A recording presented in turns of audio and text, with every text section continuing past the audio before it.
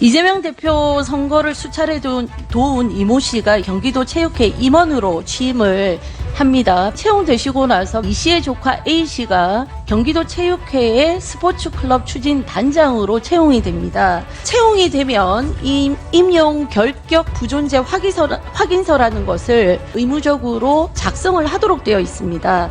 근데 황당하게도 나중에 이 서류가 비위 사실이 접수되고 나서 심의를 하는 과정에서 사라집니다. 유일하게 이 A씨 것만 서류가 사라지고 없습니다. 서류가 없어짐으로 채용 비위 의혹 조사가 방해를 받았습니다. 주치를 권고했습니까? 이런 내용에 대해서는 전혀 알고 계시지 못하시네요. 불공정한 심의에는 저는 뭔가 이유가 있었지 않을까 이렇게 생각을 하는데요. 비위 의혹으로 접수가 되지 않았으면 이분이 아직까지 근무하고 있었지 않을까라는 생각이 듭니다.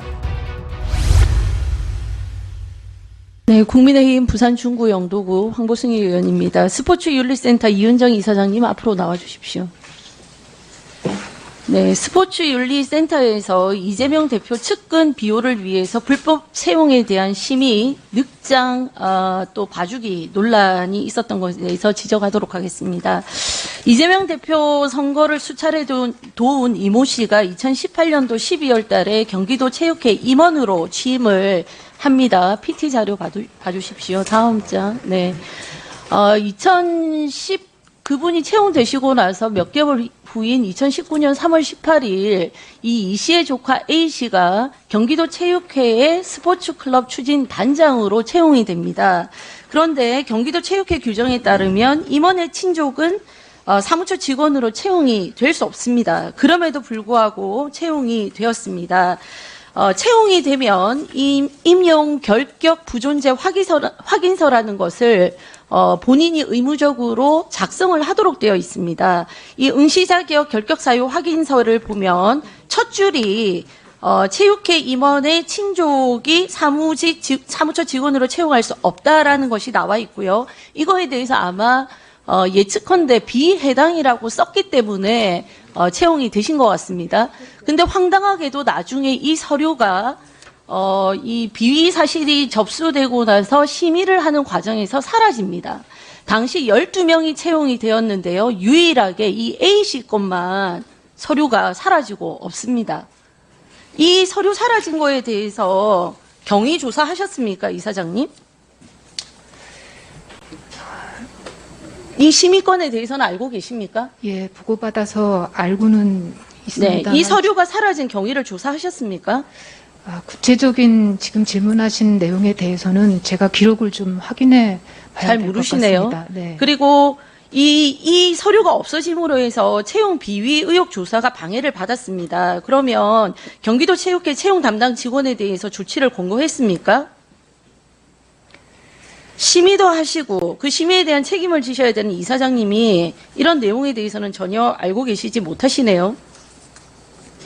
이 심의 내용도 보면 서류가 없어졌다고 해서 심의에 무리가 되는 것도 아니다. 기각 의견을 내리셨죠. 주문은 기각으로 해야 된다. 이런 불공정한 심의에는 저는 뭔가 이유가 있었지 않을까 이렇게 생각을 하는데요.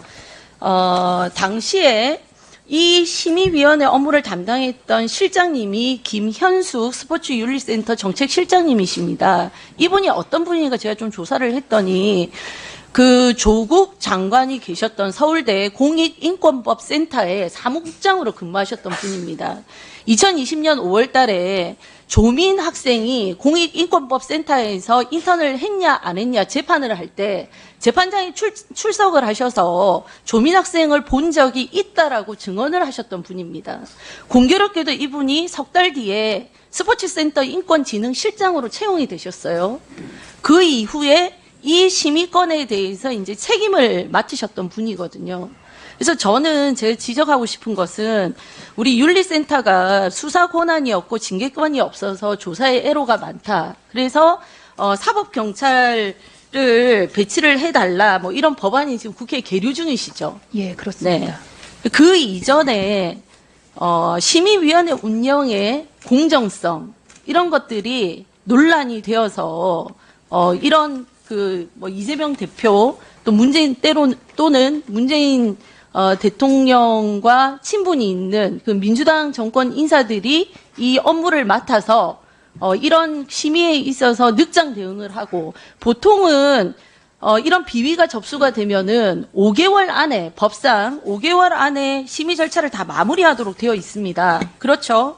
예, 그렇습니다. 국민체육진흥법 시행령 제30조 3에 의하면 접수가 돼서 최장 5개월 내에 사건을 처리하도록 되어 있습니다. 그럼에도 불구하고 이 사건은 접수가 되고 나서 이 A씨가 계약기간 만료로 퇴사하고 난 뒤에 7개월 되는 시점에 심의 결과가 내려지는데 그것도 확인서가 없어가지고 확인이 안 돼서 기각한다 이렇게 처분이 됐습니다.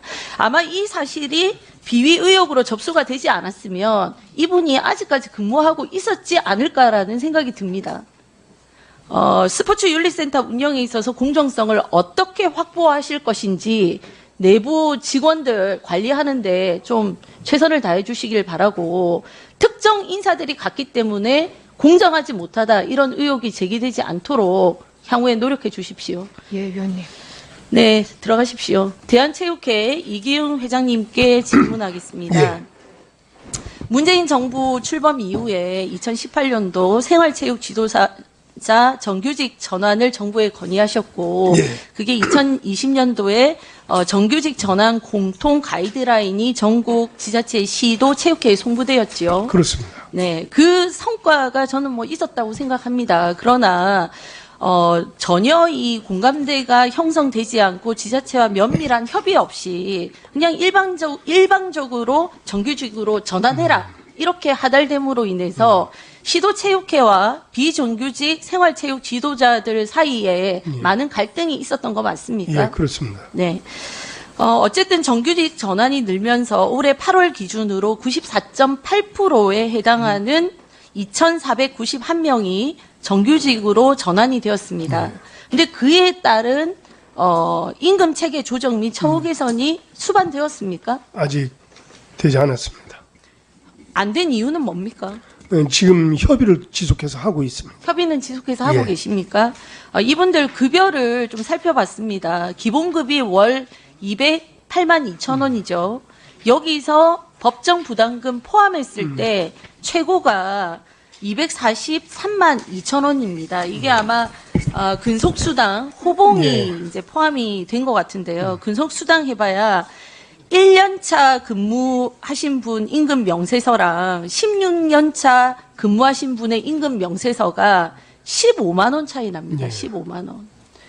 우리가 생활체육 활성화를 통해서 국민 건강 증진을 하고 이것들이 장기적으로는 사실은 의료보험에 대한 부담도 줄일 수 있다라는 것들이 과학적으로 자료가 나와 있고 그렇기 때문에 우리가 생활체육 활성화를 위해서 계속해서 정책 지원을 해야 된다 이렇게 얘기를 하고 있는데 정말 중요한 것은 일선에서 생활체육이 활성화되도록 가르치는 선생님들에 대한 최후가 면 그게 저는 이루어질 수 없다고 보거든요. 그렇습니다. 향후에 이거 어떻게 하실 겁니까? 저희들 그래서 호봉제라든지 또는 이런 모든 것들을 예산 당국하고 지금 지속적으로 협의를 하고 있습니다. 향후 지금 개선이 될 것으로. 호봉제 예. 실시하고 있지만 전국에 183개 구군 중에 몇 군데서 실시하고 있습니까? 지금 몇 군데 되지 않습니다. 네 곳입니다. 네 예. 곳. 울산 동구, 예. 영암군, 해남군, 장성군 예, 예. 이렇게 네 군데입니다. 예, 알고 있습니다. 그래서 호봉제를 하더라도 지금 호봉제 하고 있는데도 제가 자료를 보니까 호봉이 뭐 35번까지 해준다 하더라도 1년에 10,000원씩 증액해요. 10,000원씩. 예. 이게 지금 최근에 우리 기초 생활에 대한 어떤 그 임금 수준이 많이 높아지지 않았습니까? 시간당 아르바이트생 수당도 10,000원 이상은 지금 하고 있는 이 시점에 우리 국민 건강을 일상에서 책임지고 있는 생활 지도자들의 처우 개선 문제는 시급히 저는 예, 지속적으로 노력을 하겠습니다. 체육회장으로서 사명감을 가지고 단계적으로 정기적으로 빨리 해결해 주시기 바랍니다. 그렇게 하겠습니다.